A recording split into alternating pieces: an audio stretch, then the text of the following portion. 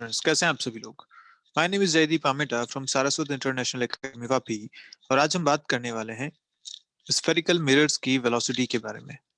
हमने last video में ये देखा था कि अगर एक स्फेरिकल मिरर इस तरीके से रखा हुआ है, इसकी प्रिंसिपल एक्सिस ऐसी है, और अगर मिरर की वेलोसिटी है अपने पास vm, ऑब्जेक्ट जो यहाँ पे है उसकी वेलोसिटी है अगर इस डायरेक्शन में vo, तो जो इमेज बनती है उस इमेज की जो वेलोसिटी होगी, जैसे अगर इमेज यहाँ है, इमेज की जो वेलोसिटी होगी वो हमने बोला था कि velocity of image with respect to mirror is equal to minus M square times velocity of object with respect to mirror.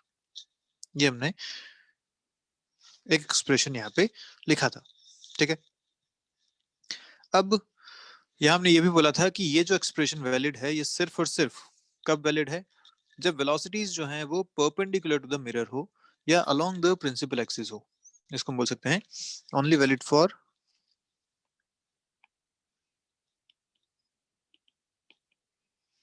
velocities along the principal axis। Clear है बात। ये बात हमने यहाँ पे बोली थी। अब अगर इसका दूसरा देखा जाए कि अगर velocity perpendicular to the principal axis है या वाई डायरेक्शन में है तो कैसे करेंगे। तो चलिए, अच्छा वैसे हमने इसको कैसे प्रूव किया था, याद करो जल्दी से, कैसे प्रूव किया था हमने इसको। हमने बोला था ना कि मिरर फॉर्मूला जो है 1/v plus 1/u equal to 1/f, इसको हमने यूज किया था। इसको जब डिफ्रेंशिएट किया था तो हमें ये सारे रिलेशन मिल गए थे, ठीक है। यहाँ से हमने ये रिलेशन निकाला था। हमने देखा था कि u और v आप मिरर के रेस्पेक्ट में लेते हैं, इसीलिए हमने जो वेलोसिटीज रखी वो भी मिरर के रेस्पेक्ट में ही रखी है यहाँ पे, ठीक है। ओके, अब आगे बढ़ते हैं, बात करते हैं कि अगर y डायरेक्शन में या परपेंडिकुलर हो प्रिंसिपल एक्सिस के वेलोसिटीज, तो velocity of image in y direction या लिख सकते हैं परपेंडिकुलर टू प्रिंसिपल एक्सिस। तो इस केस में कैसे देखा जाए, तो कौन सा रिलेशन अब अपन यूज करें, आप बताइए कैसा रिलेशन अपन यहाँ यूज कर सकते हैं। सोचो क्या रिलेशन यूज किया जाए। भाई परपेंडिकुलर डायरेक्शन मतलब अगर ये ऐसा मिरर है, ये प्रिंसिपल एक्सिस है, अगर ऑब्जेक्ट यहाँ पे है तो हमने बोला था कि दिस लेंथ इज ओ, ये ऑब्जेक्ट की लेंथ थी, और अगर इमेज कहीं बनती है यहाँ पे तो ये थी इमेज की लेंथ ऐसी। अब अगर इनकी वेलोसिटीज देखनी है तो परपेंडिकुलर ये इसकी वेलोसिटी होगी इस डायरेक्शन में वेलोसिटी ऑफ ऑब्जेक्ट, और इस डायरेक्शन में इसकी वेलोसिटी वेलोसिटी ऑफ इमेज, और इनको अपने को रिलेट करना है। कैसे किया जाए, तो हमें पता है कि भाई m जो होता है वो होता है माइनस वी बाई यू के बराबर, ये तुम जानते हैं। और हम ये भी जानते हैं कि m क्या होता है आई बाई ओ, ये भी हमें पता है, इमेज की लेंथ बाई ऑब्जेक्ट की लेंथ, है ना।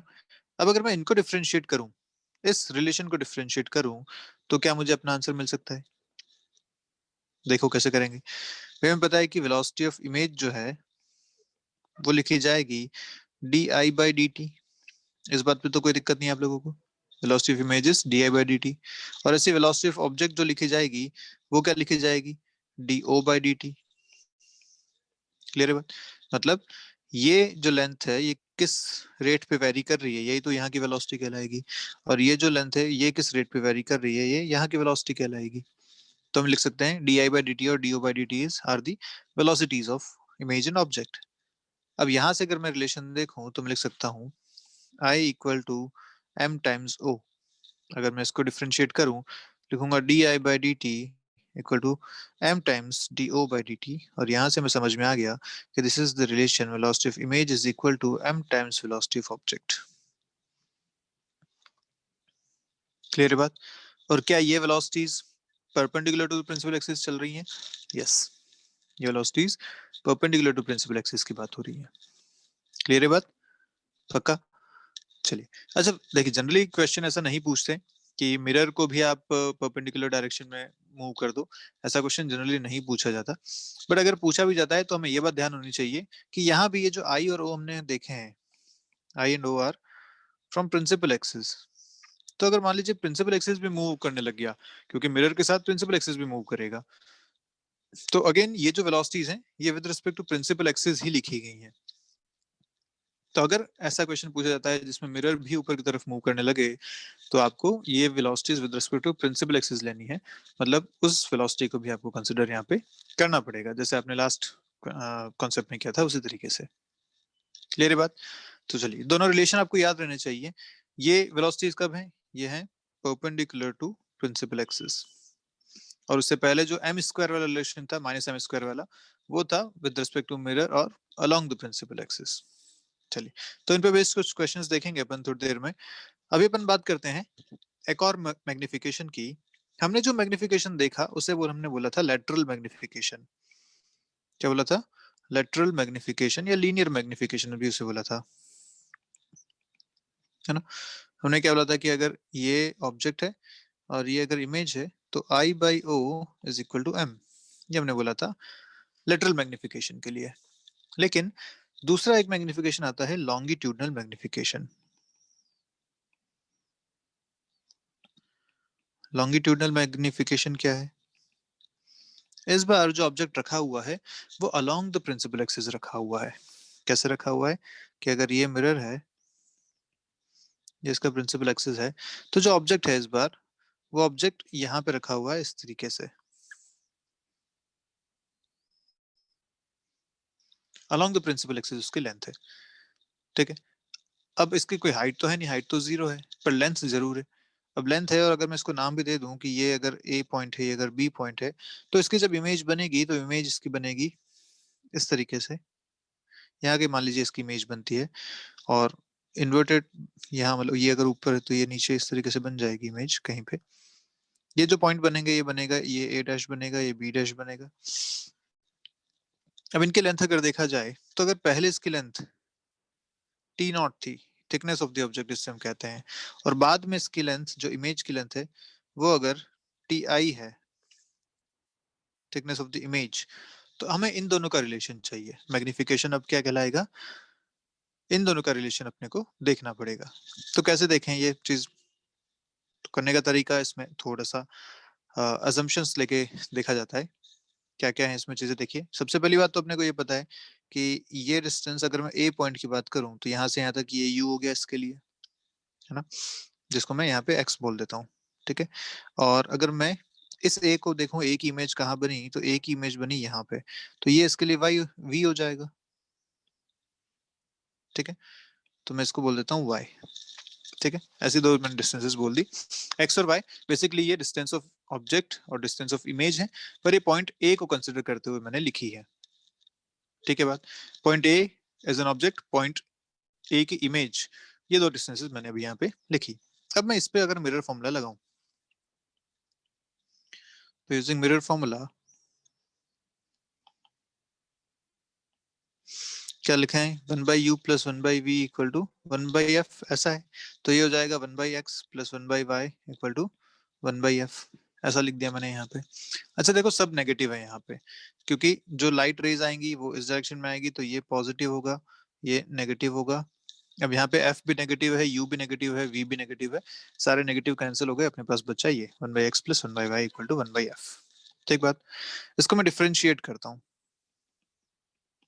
तो क्या मिलेगा? वन बाई एक्स का डिफ्रेंशिएशन होता है minus one by x square d x minus one by y square d y, और ये हो जाएगा zero.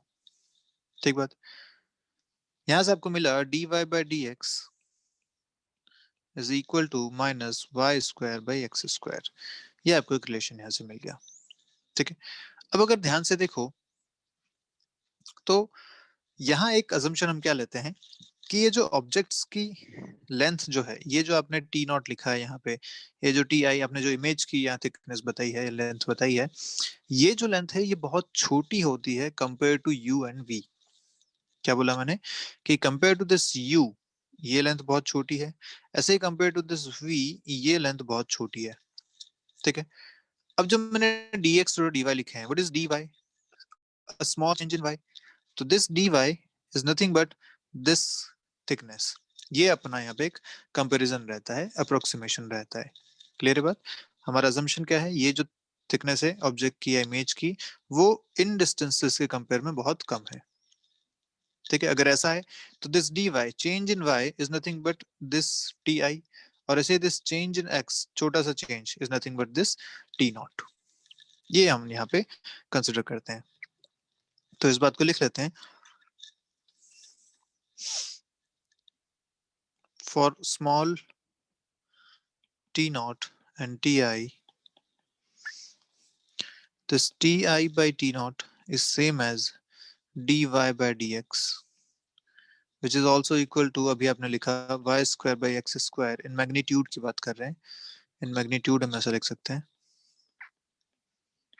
y square by x square, या उससे लिख सकते हैं v square by u square, ठीक है, which is nothing but m square। Clear है? तो m स्क्वायर क्या हो गया, लॉन्गिट्यूडनल मैग्निफिकेशन हो गया। m क्या है, लेटरल मैग्निफिकेशन वाला हिसाब। यहाँ पे m तो आपने वही है जो पहले यूज किया था, v by u वाला, m तो अभी भी वही है जो लेटरल मैग्निफिकेशन था।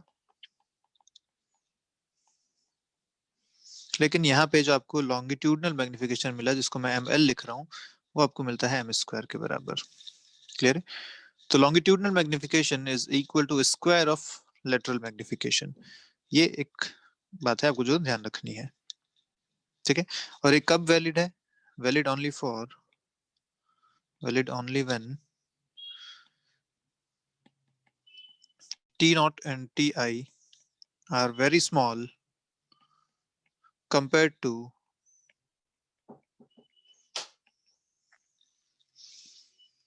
u and v। ठीक है, ये आपको ध्यान रखना है। जब टी आई और टी नॉट बहुत छोटे होंगे यू और वी के रेस्पेक्ट में, तभी आप ये रिलेशन यूज कर पाएंगे। तो आप आराम से यहाँ पे लिख सकते हैं this image width is equal to m square times object width. ठीक है, अब इन सबको कैसे यूज करेंगे क्वेश्चंस में, ये भी देखा जाएगा बाद में। क्लियर है बात? तो कॉन्सेप्ट्स आपको समझ में आ गए सारे, पक्की बात है। चलिए, तो जल्दी से एक छोटा सा क्वेश्चन है, करके बता दीजिए। वेलोसिटी से रिलेटेड ये क्वेश्चन है। क्वेश्चन क्या कह रहा है, एक मिरर इस तरीके से रखा हुआ है, प्रिंसिपल एक्सिस है और 2 मीटर पर सेकंड इस डायरेक्शन में इस मिरर की वेलोसिटी है। अगर एक ऑब्जेक्ट यहाँ रखा हुआ है जिसकी वेलोसिटी इस डायरेक्शन में है 15 मीटर पर second at an angle of 53 degrees, ये जो ऑब्जेक्ट रखा है 30 सेंटीमीटर पे रखा हुआ है, इस मिरर की जो फोकल लेंथ है वो 20 सेंटीमीटर है। आपसे पूछा गया बताइए इमेज की वेलोसिटी कितनी होगी। ठीक है, क्वेश्चन क्या है आपका, बताइए इमेज की velocity with respect to mirror या विद रिस्पेक्ट टू ग्राउंड, दोनों ही बता दीजिए कितनी कितनी होगी।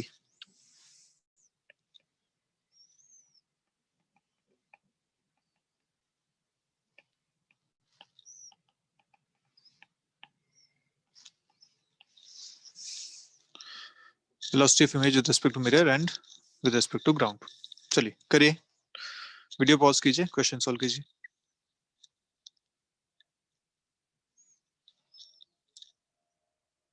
कर लिया?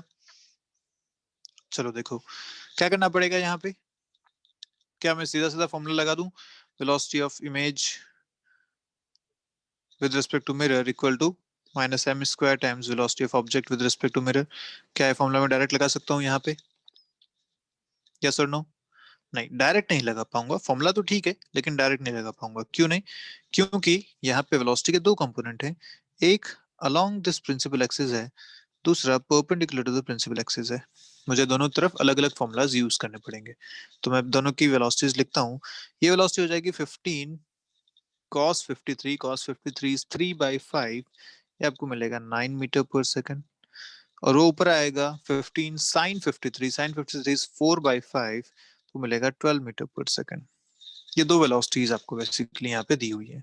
तो ये जो फॉर्मूला हम यहाँ यूज कर रहे हैं, ये फॉर्मूला होता है अलोंग द प्रिंसिपल एक्सिस। तो आप यहाँ ये लिख सकते हैं बिल्कुल, velocity of image with respect to mirror जो हमें कैलकुलेट करनी है, वो आपको मिलेगी माइनस एम स्क्वायर। अच्छा, एम तो निकालना पड़ेगा पहले, एम तो हमें पता नहीं है, तो सबसे पहले एम कैलकुलेट करो। तो इधर एम निकालते हैं, मैग्निफिकेशन कौन सा वाला, lateral magnification. Lateral magnification m होता है वी बाई यू, है ना, माइनस वी बाई यू। लेकिन हमें वी नहीं पता, पर हमने दूसरे फॉर्मूलाज देखे थे। याद कीजिए, हमने एक फॉर्मूला लिखा था F by F minus you, ये फॉर्मूला लिखा था ना। हमें एफ पता है, यू पता है। अच्छा, एफ कितना है यहाँ पे? What is F? F is 20 और -20। -20 ऑब्वियसली, क्योंकि ये कॉनकेव मिरर है। और यू कितना है? यू इज ऑल्सो -30, क्योंकि यहाँ पे रियल इमेज है। ये दोनों यहाँ पे पुट करते हैं, आपको एफ की जगह रखा -20, -20 माइनस -30, ये आपको मिलेगा u is -2, sorry m is -2। चलिए वापस वेलोसिटी पे आते हैं। तो ये आपको -2 का square velocity of object with respect to mirror. तो velocity of object with respect to mirror अगर देखें तो लिखा जाता है velocity of object minus velocity of mirror. Velocity of object is 9 minus velocity of mirror is -2। ध्यान रखिएगा इस बात का। क्यों? क्योंकि अगर आप ये डायरेक्शन को पॉजिटिव ले रहे हैं तो मिरर अपोजिट डायरेक्शन में चल रहा है, इसलिए उसकी वेलोसिटी -2 लिखी जाएगी और ऑब्जेक्ट की +9 लिखी जाएगी। ठीक है, तो साइन कन्वेंशन का बहुत ध्यान रखिएगा हमेशा। अब यहाँ से आपका आंसर मिल गया, velocity of image with respect to mirror is equal to, कितना आएगा यहाँ से?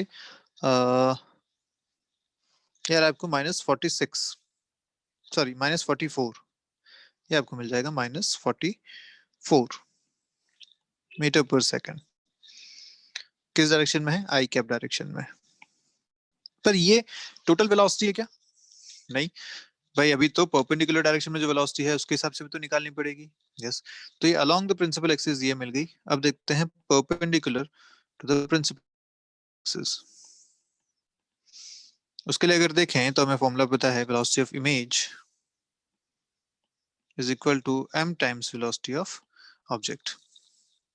ठीक है, अब मिरर तो y डायरेक्शन में चल नहीं रहा, इसलिए सीधा सीधा अपन यूज कर सकते हैं फॉर्मूला। क्या आ जाएगा? Velocity of image with respect to mirror, या वेलोसिटी ऑफ इमेज ही लिख दीजिए, सिर्फ एक ही बात है, इज इक्वल टू m है आपका -2, वेलोसिटी ऑफ ऑब्जेक्ट है 9, ये आपको मिल रहा है -18 j कैप। क्लियर? और क्या यही, चलिए ठीक है, वेलोसिटी ऑफ इमेज यहाँ पे आपको मिल गई। अगर मैं लिखना चाहूँ velocity of image with respect to mirror total, तो क्या हो जाएगी अब? -44 i cap -18 j cap meter per second. This is the net velocity with respect to mirror. Clear? और with respect to ground अगर पूछा गया तो velocity of image with respect to ground, मैं इसको ऐसा लिखता हूँ, velocity of image minus velocity of mirror equal to this। तो मैं ऐसा लिख सकता हूँ, velocity of image is equal to -44 i cap -18 j cap plus velocity of mirror, and velocity of mirror is -2 i cap। तो आपका जो final answer आएगा, velocity of image is -46 i cap -18 j cap. Clear? यहाँ से मैंने इस formula को ऐसा बना दिया, velocity of image is velocity of image with respect to mirror plus velocity of mirror. ये फॉर्मूला हमने यहाँ यूज करके velocity of image with respect to ground भी कैलकुलेट कर लिया। तक की बात, आसान क्वेश्चन है, किए जा सकते हैं। बस ध्यान क्या रखना है, दोनों डायरेक्शन में फॉर्मूलाज अलग अलग हैं, उसी हिसाब से आपको फॉर्मूलाज यूज करने हैं। क्लियर है बात? चलिए आगे बढ़ते हैं। नेक्स्ट बात करते हैं ग्राफ्स की, graphs of spherical mirror.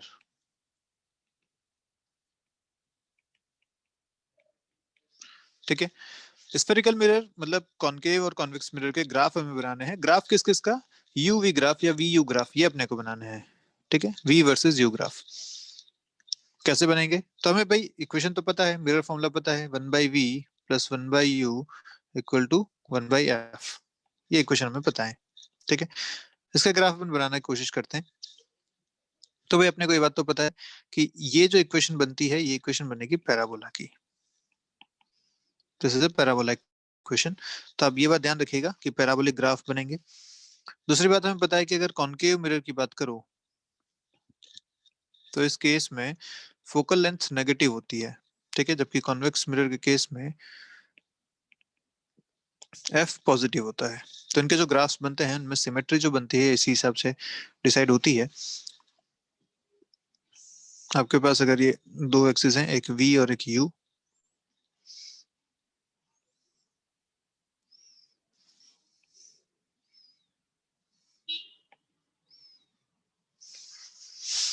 v axis u axis. तो यहाँ पे फोकल लेंथ के हिसाब से अगर बनाया जाए तो देखो फोकल लेंथ बनती है, क्योंकि इसकी फोकल लेंथ नेगेटिव है तो हम माइनस एफ पे एक लाइन यहाँ बनाते हैं और माइनस एफ पे एक लाइन यहाँ बनाते हैं। ठीक है, ऐसे ही इसकी फोकल लेंथ पॉजिटिव है तो प्लस एफ पे एक लाइन यहाँ बनाते हैं और प्लस एफ पे एक लाइन यहाँ बनाते हैं। ये क्या क्या है, ये प्लस एफ, ये भी है प्लस एफ, ये है माइनस एफ, ये भी है माइनस एफ। ठीक है, ऐसे दो लाइन अपन ने यहाँ पे बना ली। अब जो ग्राफ बनेंगे वो कैसे बनेंगे, तो सिमेट्रिक होते हैं ये ग्राफ अबाउट दिस लाइन जो यहाँ से पास हो रही है। This is axis of symmetry for both the graphs, axis of symmetry.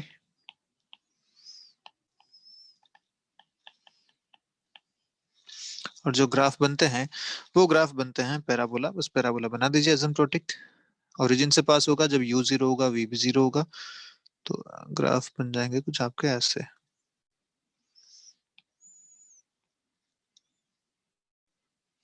इस तरीके से।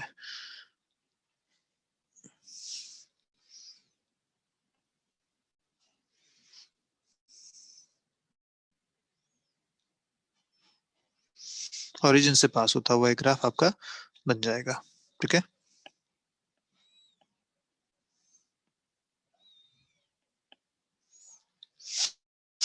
चलिए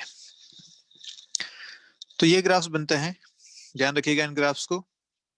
बहुत ज्यादा वैसे तो नहीं पूछे गए हैं ये, लेकिन अगर कभी पूछे जाते हैं तो आपको ध्यान में होना चाहिए कि ये जो ग्राफ्स बनते हैं ये पैराबोलिक ग्राफ बनते हैं। मिरर फॉर्मूला को यूज करके ही ये ग्राफ बनाए जा सकते हैं। क्लियर है बात। चलिए, एक लास्ट कॉन्सेप्ट जो हमारा रिफ्लेक्शन में रहता है वो रहता है पावर ऑफ द मिरर का।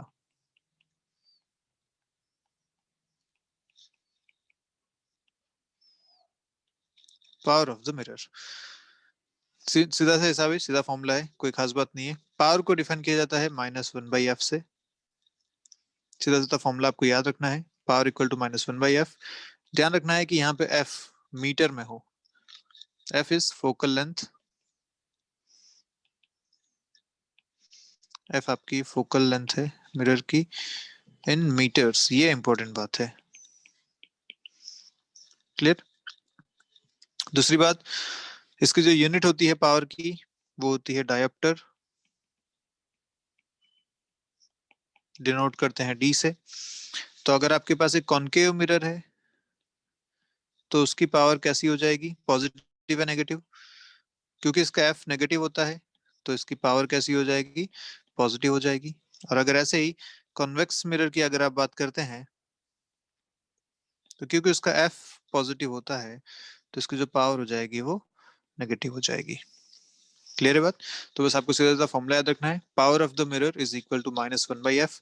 ध्यान रखने वाली बात, f should be in meters, ये एक ध्यान रखने वाली बात है, क्योंकि आपको जनरली जो क्वेश्चन में फोकल लेंथ दी जाती है वो सेंटीमीटर्स में दी जाती है। तो आप अगर उससे करेंगे तो आंसर गलत मिलेगा। फोकल लेंथ को मीटर में कन्वर्ट करके आपको ये आंसर पहले निकालना है। ठीक बात है। चलिए कुछ क्वेश्चन इस पे देखते हैं जल्दी से। चलिए जल्दी से कुछ प्रीवियस ईयर जेई क्वेश्चन देख लेते हैं। देखिए पहला क्वेश्चन क्या कह रहा है आपसे, image of an object approaching a convex mirror दे दिया, ऑफ रेडियस ऑफ कर्वेचर दे दिया आपको 20 metre, along its optical axis is same as principal axis, is observed to move from this position to this position in 30 seconds.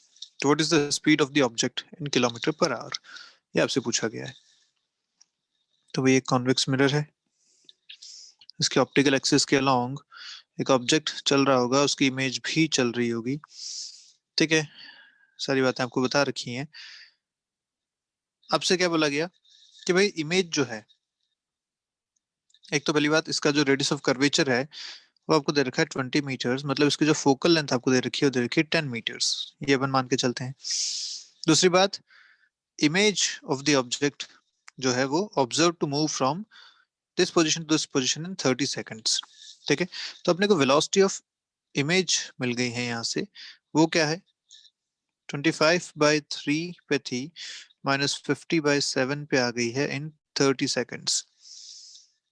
ये अपन कह सकते हैं इसकी वेलोसिटी हो जाएगी इमेज की, ये माइनस ए प्लस फाइनल माइनस इनिशियल करते हैं, तो फाइनल इज 50/7 माइनस 25/3। देखिए किधर है ये आंसर, अगर देखें इसको सॉल्व कर सकते हैं। दिस विल बी, ऊपर एलसीएम अगर लें तो आ रहा है 21 एलसीएम, इधर आपका आएगा 25 × 7 माइनस, इधर आपको मिलेगा 50 × 3 डिवाइडेड बाय 30। ये आपका आ रहा है, सॉल्व करेंगे तो 25 × 7 इज 175 माइनस 150 डिवाइडेड बाय 21 × 30। ये आपको मिल रहा है 25/21 × 30 विच इज 5/21 × 6 is 126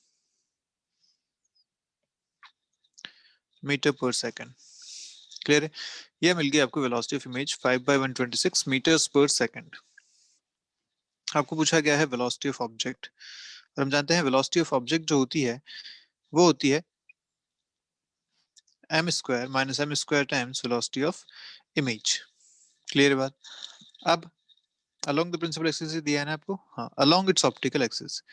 ठीक है, तो ये आपको दे रखा है, यहाँ से यहाँ 30 सेकंड्स में आ चुकी है। बताइए इसकी जो वो है कितना होगा velocity of object in kilometre per hour. तो बताइए कैसे करें, एम कहाँ से निकालोगे आप इसमें? एम निकालने का तरीका, आपको यहाँ फोकल लेंथ दे रखी है। अब इस क्वेश्चन में आपके पास एम निकालने का कोई तरीका नहीं है, अपने पास फोकल लेंथ तो है ना, यहाँ से फोकल लेंथ तो मिल गई, लेकिन ये v की दो पोजीशंस, इमेज की दो पोजीशंस आपको दे रखी हैं, तो v की दो वैल्यूज हैं। अब आप अगर u निकालना चाहते हो या m निकालना चाहते हो तो v की कौन सी वैल्यू यूज करोगे, इसमें दिक्कत है, इसलिए आप सीधा m यहाँ पे नहीं निकाल पाएंगे। अब इसको करने का क्या तरीका हो सकता है? तो इसको करने का तरीका ऐसा है, जैसा इस क्वेश्चन में बता रखा है बिल्कुल वैसे ही इस क्वेश्चन में आपको इमेज की दो पोजीशंस दे रखी हैं, टाइम दे रखा है। तो अगर मैं इनके करस्पॉन्डिंग ऑब्जेक्ट की दो पोजीशंस निकाल लूं इसी टाइम में तो मुझे वेलोसिटी मिल जाएगी, है ना। मतलब जब इमेज यहाँ पे थी तो इस फोकल लेंथ के हिसाब से मैं यू निकाल सकता हूँ, ऑब्जेक्ट की पोजीशन निकाल सकता हूँ। ऐसे ही जब इमेज यहाँ पे थी और ये फोकल लेंथ यूज करके मैं अगेन यू निकाल सकता हूँ, इमेज की दूसरी पोजीशन। अब मुझे, सॉरी, ऑब्जेक्ट की दूसरी पोजीशन। अब मुझे ऑब्जेक्ट की दो पोजीशंस पता है यहाँ से यहाँ तक, और ये पता है कि ये भी 30 सेकंड्स में है क्योंकि इमेज भी 30 सेकंड्स में यहाँ से यहाँ तक पहुंची थी। तो मुझे ऑब्जेक्ट की दो पोजीशंस पता है, टाइम पता है, तो क्या मैं वेलोसिटी ऑफ ऑब्जेक्ट यहाँ से निकाल सकता हूँ? यस। तो ये क्वेश्चन थोड़ा सा ट्विस्ट करके पूछा गया था, इसमें आप डायरेक्ट वेलोसिटीज वाला फॉर्मूला यहाँ अप्लाई नहीं कर पाएंगे क्योंकि एम आपको नहीं पता। तो ये सारी कैलकुलेशंस करके हमें कोई फायदा नहीं है क्योंकि हम यहाँ पे ये नहीं निकाल पा रहे। तो हम क्या करेंगे अब हम करते हैं यू निकालने की कोशिश, ऑब्जेक्ट की पोजीशन निकालने की कोशिश। ठीक है, तो अपने को V1 दो चीजें पता है, एक V1 है 25/3 पे, एक V2 है 50/7 पे। ठीक बात है। और क्योंकि ये कॉन्वेक्स मिरर है, कॉन्वेक्स मिरर के केस में हमेशा वर्चुअल इमेजेस बनती हैं, इसलिए हमेशा इमेजेस इसी तरफ होंगी, ये डायरेक्शन पॉजिटिव रहेगी, ये डायरेक्शन नेगेटिव रहेगी। ठीक है, फोकल लेंथ इसके लिए पॉजिटिव होती है तो ये +10 रहने वाला है, कोई दिक्कत वाली बात नहीं है। अगर मैं मिरर फॉर्मूला यूज करूं तो मेरा फॉर्मूला है 1/v = 1/u + 1/f। यहाँ से आपने u कैसे लिखा था? u आपने लिखा था v × f/v - f के बराबर, है ना? ये अपन यूज करते हैं। तो अगर मैं u1 निकालना चाहता हूँ तो लिखूंगा v1 × f/v1 - f। ये इसकी फर्स्ट पोजीशन आ जाएगी। v1 is 25/3 × f is 10 divided by 25/3 - 10। Clear है? इसको अगर सॉल्व करें तो नीचे ऊपर एलसीएम 3 कैंसिल हो रहा है, ऊपर आ रहा है 250, नीचे आपको मिलेगा यहाँ से 25 - 30 -5 विच इज -50 मीटर्स। तो एक बार तो आपको u की पोजीशन जो इनिशियल पोजीशन थी वो मिली -50। दूसरा अगर पोजीशन निकालें u2 तो मैं लिखूंगा v2 × f divide by v2 - f। तो कितना मिला ये? v2 is 50/7 into f is 10 divided by 50/7 minus 10। 7 से 7 कैंसिल हो जाएगा, ऊपर आएगा 500। नीचे अगर देखें तो 50 - 70 आपको मिल रहा है विच इज -20, ये आपको मिलेगा -25 मीटर्स। हुआ कुछ ऐसा कि जो ऑब्जेक्ट पहले यहाँ रखा हुआ था ये पोजीशन 1 है, तो ये बाद में पोजीशन 2 पे आ गया। कितनी देर में आया? ये भी 30 सेकंड्स में चल के आया। तो हम आराम से यहाँ से वेलोसिटी बता सकते हैं। Velocity of the object is 50 minus 25, ये इसका डिस्प्लेसमेंट हो गया कितनी देर में? 30 सेकंड्स में। तो 25/30 मीटर्स पर सेकंड। हमें पूछा गया था ये किलोमीटर पर आवर में। किलोमीटर पर आवर में कन्वर्ट करने के लिए से 18/5 से मल्टीप्लाई कर देते हैं, तो ये आपको मिलेगा 3 किलोमीटर पर आवर। क्लियर है? तो क्वेश्चन थोड़ा सा डिफरेंट था ये। इसमें आपको सीधा मिरर फॉर्मूला यूज नहीं कर, हाँ सॉरी, सीधा वेलोसिटी वाला फॉर्मूला यूज नहीं कर पा रहे थे क्योंकि मैग्निफिकेशन हमें यहाँ पे नहीं मिल पा रहा था। क्लियर है बात? तो इस तरीके से आपको दो पोजीशन ऑब्जेक्ट की निकाली, वो आपने टाइम से डिवाइड करके वेलोसिटी निकाली। चलिए आगे बढ़ते हैं। क्वेश्चन आपसे कह रहा है a concave mirror for face viewing has focal length of, मैं लिख लेता हूँ ढंग से, 0.4 मीटर्स। कितना है? 0.4 मीटर्स। साइड में लिख लेता हूँ। फोकल लेंथ इज 0.4 मीटर है, कॉन्केव मिरर है। The distance at which you hold the mirror from your face in order to see your image upright with a magnification of 5 is, आपसे पूछा गया है u कितना होना चाहिए। अगर मैग्निफिकेशन 5 है और फोकल लेंथ 0.4 है, तो आपको अपना फेस से कितनी दूरी पे उस मिरर को पकड़ना चाहिए। आपको अपना फेस देखना है, मतलब ऑब्जेक्ट आपका फेस है, कितना दूर आप मिरर से उसको रखेंगे, मतलब आपसे यू पूछा गया है। ठीक बात है। तो आसान सा क्वेश्चन है, एम के अपन पढ़ चुके हैं, क्या फॉर्मूला था? F/F माइनस यू, ये अपने पास m का फॉर्मूला है। तो यहाँ से m मिलेगा आपको 5 = F दे रखा है -0.4, माइनस क्यों लिया मैंने? क्योंकि कॉन्केव मिरर है, डिवाइडेड बाय -0.4 माइनस यू। इसको अगर सॉल्व करें तो देखिए क्या आता है। यहाँ से मिलेगा आपको -0.4 इज 4/10, आप इसे बोल सकते हैं, या 2/5 ही हो जाएगा, तो ये हो जाएगा -2 -5u = -0.4। यहाँ से आपको मिल रहा है -5u = 2 -0.4। यहाँ से आपको u मिल रहा है 2 -0.4 इज 1.6/-5। कितना आएगा ये? आपको मिलेगा 0.032 meters, sorry 0.32 meters, not 032, 0.32 meters. ये आपका आंसर आ जाएगा। क्लियर? माइनस में आएगा ऑब्वियसली, पर डिस्टेंस पूछिए तो अपन सीधा सीधा आंसर मार सकते हैं 0.32 मीटर्स के बराबर। क्लियर है बात? चलिए आगे बढ़ते हैं। नेक्स्ट क्वेश्चन ये आप करेंगे, मैं आपको बस इसमें हिंट दे रहा हूँ। ऐसा हमने एक दो क्वेश्चन हम ऑलरेडी पुराने वीडियोस में कर चुके हैं। 2019 मेंस में आपसे पूछा गया था ये। देखिए क्वेश्चन क्या कह रहा है। एक लाइट सोर्स यहाँ पे रखा हुआ है, ठीक है, मिरर से एल डिस्टेंस पे है ये, ठीक। 2L डिस्टेंस पे एक पाथ है यहाँ पे, इस पाथ पे एक बंदा चल रहा है। आपसे पूछा गया कि इस पाथ की कितनी लेंथ के लिए ये इसकी इमेज देख पाएगा। ये जो बंदा यहाँ चल रहा है, कितनी पाथ लेंथ के लिए ये इसकी इमेज को देख पाएगा, ये आपका क्वेश्चन है। ठीक है, तो हमने कैसे किया था इस टाइप का क्वेश्चन? हमने बोला था कि यहाँ आपको बनाने चाहिए सिमिलर ट्रायंगल्स। सिमिलर ट्रायंगल्स कैसे?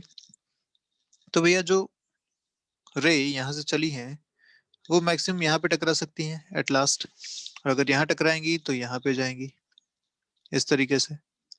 ऐसे ही जो ऊपर रे आई है वो यहाँ टकरा सकती है एट मैक्स, यहाँ से अगर चलेंगी तो फिर वो यहाँ तक जाएंगी। आप देख रहे हैं यहाँ पे सिमिलर ट्रायंगल्स बनेंगे। ये जो पाथ पूरा कंप्लीट हो रहा है,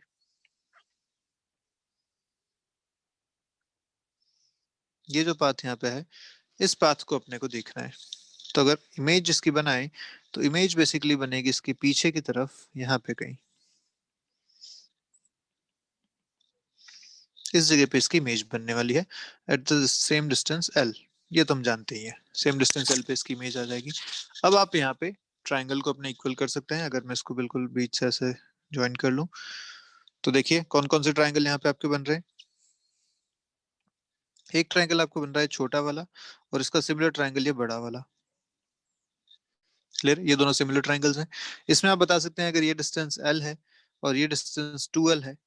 क्लियर है, एक डिस्टेंस आपको ये पता है तो आप ये भी निकाल सकते हैं। Clear, this distance is d/2। इसके हिसाब से आप ये निकाल सकते हैं। अगर ये x है तो ये x मिल जाएगा। बिल्कुल सिमिलर नीचे के केस में भी होगा, यहाँ से यहाँ तक एक सिमिलर ट्रायंगल, दूसरा सिमिलर ये ट्रायंगल, ये दोनों सिमिलर ट्रायंगल मिला के आप फिर से ये x, ऑब्वियसली दोनों बराबर ही आएंगे क्योंकि यहाँ सब कुछ सिमेट्रिक चल रहा है। तो आप चाहे एक ही निकाल लीजिए यहाँ से, ये एक ट्रायंगल, दूसरा ये छोटा वाला अंदर वाला जो ट्रायंगल है ये दो ट्रायंगल को सिमिलर कीजिए, ये x कैलकुलेट कीजिए, आपका आंसर आ जाएगा 2x। ठीक है, ये आप करेंगे, बहुत आसान सा सवाल है। अब तो कुछ बचा भी नहीं, डायग्राम तो मैं बना ही चुका हूँ। एक स्टेप में आप इसका आंसर फाइनली बता सकते हैं। नेक्स्ट देखते हैं। दो प्लेन मिरर्स हैं M1 और M2, दोनों एक दूसरे पे इंक्लाइंड हैं such that a ray of light incident on mirror M1, बना देते हैं इसको किसी एंगल थीटा पे, ऐसे दो मिरर यहाँ पे है, जो रे आ रही है M1 पे and parallel to mirror M2। Okay, तो ray I parallel to mirror M2 और M1 पे इंसिडेंट हुई, ये M2 है, ये M1 है, तो पैरेलल आई है तो ये एंगल भी थीटा होगा। Is reflected from mirror M2 parallel to the mirror M1, तो यहां से रिफ्लेक्ट होके ये इस पे गई पहले, फिर इस पे रिफ्लेक्ट होके ऐसे गई पैरेलल टू मिरर M1। ये आपको सिचुएशन दे रखी है यहाँ पे। क्लियर है बात? अभी सिचुएशन आपसे पूछा गया कि बताइए थीटा कितना होना चाहिए। क्लियर है, ये आपका क्वेश्चन है। तो कैसे सॉल्व करेंगे बताइए, कैसे सॉल्व करें? ज्योमेट्री लगाओ। ज्योमेट्री क्या कहती है भैया? ज्योमेट्री कहती है कि अगर यहाँ पे एक नॉर्मल बनाए जाए दोनों जगह पे, तो ये एक नॉर्मल यहाँ बनेगा, एक नॉर्मल यहाँ पे ऐसा बनेगा। ठीक है, तो अगर ये एंगल थीटा है तो हम कह सकते हैं कि ये 90 माइनस थीटा होगा, ये भी 90 माइनस थीटा होगा। तो अगर ये 90 माइनस थीटा 90 माइनस थीटा है तो ये थीटा हो जाएगा। और अगर ये थीटा थीटा है तो ये आपका 180 माइनस थीटा हो जाएगा, क्योंकि ये ट्राइंगल बन रहा है 180 माइनस 2 थीटा, ये ट्राइंगल हो जाएगा। जूम कर देता हूँ मैं यहाँ पे। क्लियर? अब क्योंकि ये 180 माइनस 2 थीटा है तो ये हो जाएगा 90 माइनस दिस। अगर ये एंगल अल्फा है तो अल्फा को मैं लिख सकता हूँ 90 माइनस 180 माइनस 2 थीटा, ऐसा। तो ये कितना बन रहा है? ये आपको मिलेगा, दिस इज माइनस 180 2 थीटा, तो 2 थीटा माइनस 90, ये आपको मिल रहा है अल्फा। तो अगर ये एंगल अल्फा है तो ये एंगल भी अल्फा होगा। क्लियर है बात? और इसमें क्या दे रखा है आपको, देखो ये क्योंकि लाइन पैरेलल है, तो जब ये लाइन पैरेलल है तो हम बोल सकते हैं कि this 2 alpha is also equal to theta. देखिए, क्योंकि ये line is parallel to this line, तो अगर ये एंगल थीटा है तो ये पूरा एंगल भी थीटा होना चाहिए। तो यहाँ पे हम बोल सकते हैं कि this 2 alpha is equal to theta, मतलब 4 theta minus 180 degrees is equal to theta. यहाँ से आपको मिलेगा theta is equal to 60 degrees. ये आपका फाइनल आंसर मिल गया आपको। ठीक है, 2 अल्फा किया इसलिए 4 थीटा माइनस 180 हो गया, इक्वल टू थीटा है क्योंकि ये पैरेलल लाइंस बन रही हैं। ये line is parallel to this line, ये एंगल थीटा है तो ये 2 अल्फा सेम होना चाहिए। ये हमने सेम करके यहाँ से फाइनल आंसर अपना बता दिया। क्लियर है बात? इस तरीके से क्वेश्चन सॉल्व कर सकते हैं, बहुत आसान सा क्वेश्चन था, 2019 में इसमें पूछा गया था। ऐसा ही क्वेश्चन एक बार आपको एडवांस में पूछा गया। देखिए क्वेश्चन क्या कह रहा है, थोड़ा जूम कर लेते हैं।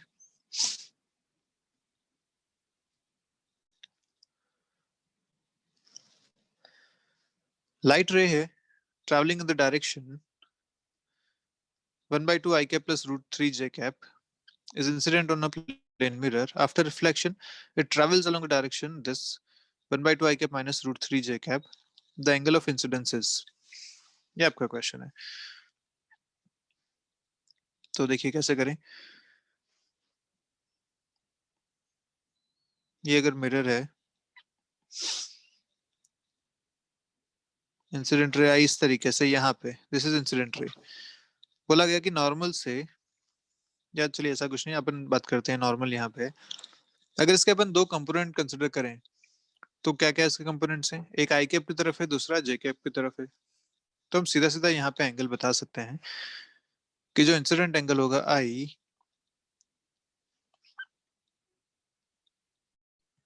वो दो कंपोनेंट्स के टर्म में लिखा जा सकता है कि भाई ये जो रे आ रही है इस डायरेक्शन में, इसको दो कंपोनेंट लिख लो ऐसा। एक हो गया आपका √3 जे कैप।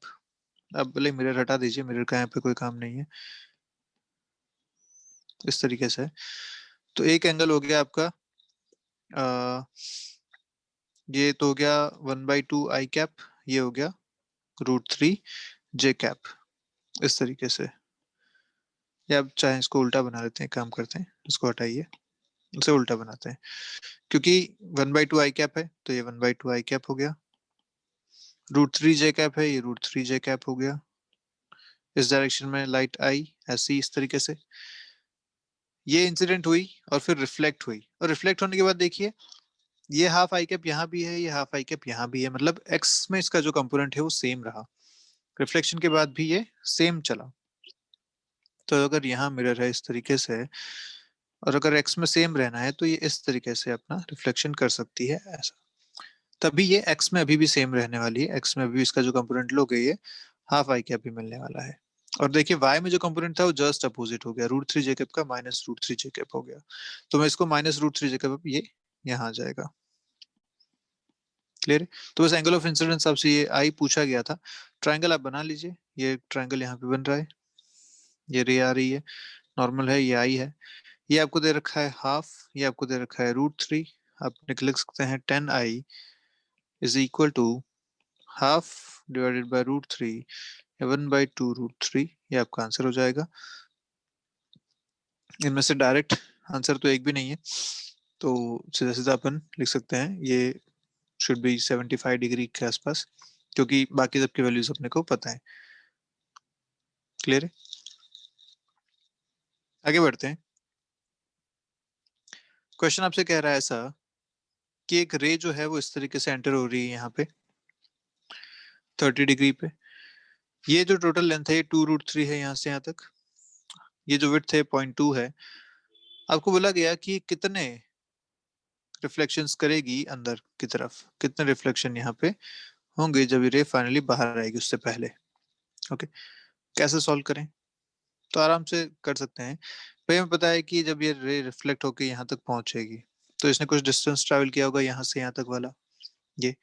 अच्छा, अगली बार रिफ्लेक्ट होगी तो यहाँ पहुंचेगी, तब मैं इसको अगर ऐसे बनाऊं तो पहली बार रिफ्लेक्शन हुआ यहाँ पे, फिर रिफ्लेक्शन हुआ यहाँ पे, फिर यहाँ पे, फिर यहाँ पे, इस तरीके से। तो ये जो नॉर्मल इसके बन रहे हैं इनके बीच में डिस्टेंसेस ट्रैवल कर रही है।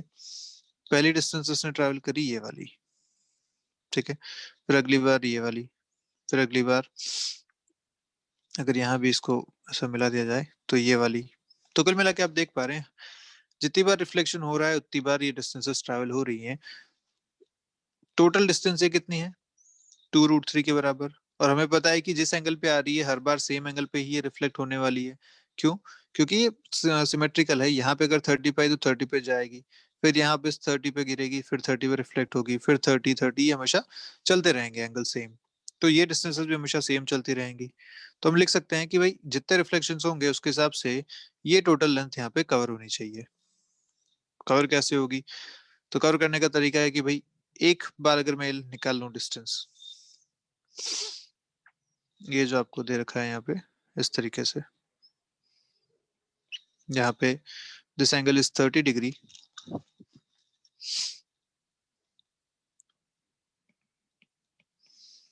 ये आपको लेंथ दे रखी है 0.2 मीटर्स, और ये एक्स आपको पूछा है।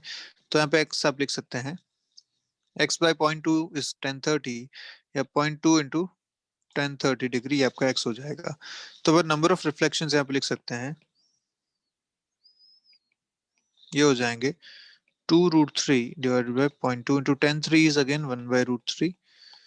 ये √3 ऊपर चला जाएगा तो हो जाएगा 6/0.2, 60/2 इज 30।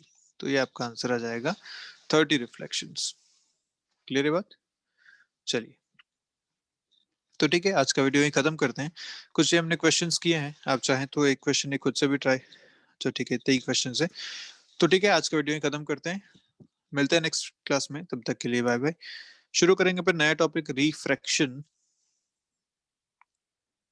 जिसमें बात करेंगे कि एक रे जब अपने मीडियम को चेंज करती है या मीडियम से चेंज होने वाली बाउंड्री पे जब टकराती है, तो वो अपने पाथ से किस तरीके से डेविएट हो जाती है वो दूसरे मीडियम में, लेकिन अपने पाथ से डेविएट होके। ठीक है, तो चलिए मिलते हैं नेक्स्ट क्लास में, तब तक के लिए बाय बाय। पढ़ते रहिए, कोई डाउट है तो पूछिएगा।